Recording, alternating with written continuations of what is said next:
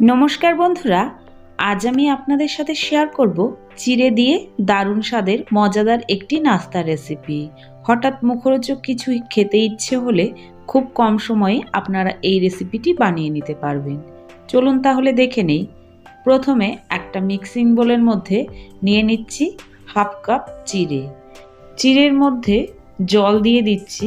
জল দিয়ে আমি দুবার জল পাল্টে এটাকে ধুয়ে নেব। দেখুন জলটা পাল্টে নিয়েছি। এখন জলের থেকে চিড়েগুলোকে তুলে নিচ্ছি। তুলে একটা প্লেটে নিয়ে নেব। সমস্ত চিড়েগুলোই কিন্তু এখানে একটা প্লেটে নিয়ে নিয়েছি। এবার এটাকে ছড়িয়ে 2 মিনিট মতো রেখে দেব। এরপর এখানে একটা মিক্সিং বোল নিয়ে নিয়েছি। এখন নিয়েছি 2টো মিডিয়াম সাইজের সেদ্ধ আলু। আলুটাকে একটা গ্রেটারের সাহায্যে আমি গ্রেট করে নিচ্ছি। 2টো আলু কিন্তু একই রকমভাবে এখানে গ্রেট করে নিয়েছি। এবার ভিজিয়ে রাখা চিড়েটা কিন্তু এখানে নরম হয়ে গিয়েছে।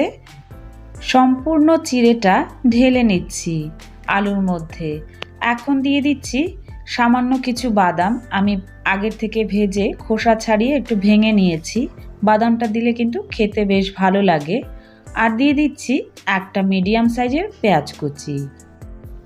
দিয়ে দিচ্ছি 1 চামচ আদা আর রসুন আমি হালকা একটু থেতো করে নিয়েছি।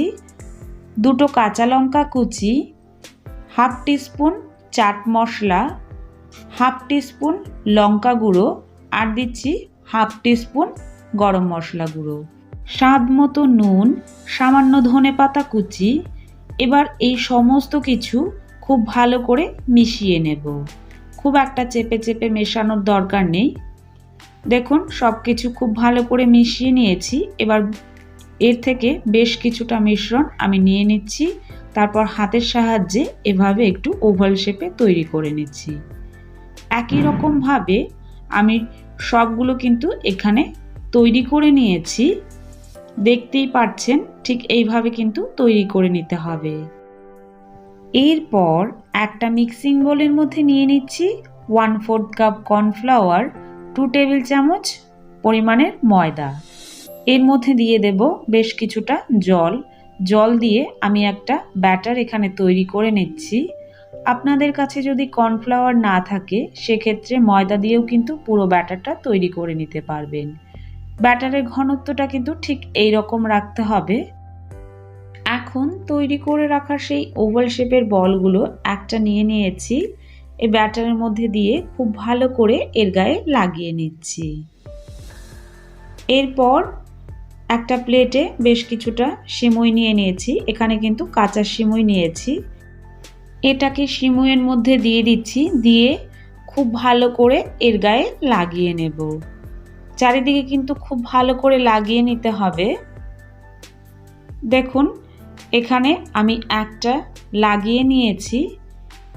একই রকমভাবে সবগুলোর গায়ে কিন্তু খুব ভালো করে সিমুই লাগিয়ে নিয়েছি। এবার এগুলোকে ভেজে নেব। ভাজার জন্য গ্যাসে তেল গরম হতে বসিয়ে দিয়েছি। তেলটা গরম হয়ে গেলে আমি নাস্তাগুলোকে তেলের মধ্যে দিয়ে দেব। এখানে আমি প্রথমে 3টে নাস্তা একসঙ্গে ভেজে নিচ্ছি। আর তেলে দেওয়ার সঙ্গে সঙ্গে কিন্তু এগুলোকে নাড়াচাড়া করার দরকার নেই। একটা পাশ খুব ভালো করে ভেজে তারপর এগুলোকে উল্টিয়ে দেব। এভাবেই উল্টে পাল্টে মিডিয়াম ফ্লেমে বেশ কিছুক্ষণ সময় নিয়ে নাস্তাগুলোকে একটু লাল লাল করে ভেজে নিচ্ছি। দেখুন এখানে প্রথম ব্যাচের নাস্তাগুলো কিন্তু আমার ভাজা হয়ে গিয়েছে। খুব সুন্দর একটা কালার চলে এসেছে। এবার এগুলোকে নামিয়ে নেব। আপনারা বাড়িতে অবশ্যই একবার চিড়ে দিয়ে এই নাস্তাটি বানিয়ে দেখবেন। খেতে কিন্তু দারুণ টেস্টি হয়। আর আজকের এই রেসিপি আপনাদের কাছে ভালো লেগে থাকলে লাইক, কমেন্ট এবং শেয়ার করবেন। আর আমার চ্যানেলে নতুন হয়ে থাকলে চ্যানেলটিকে সাবস্ক্রাইব করার অনুরোধ রইল। ভিডিওটি সম্পূর্ণ দেখার জন্য অসংখ্য ধন্যবাদ।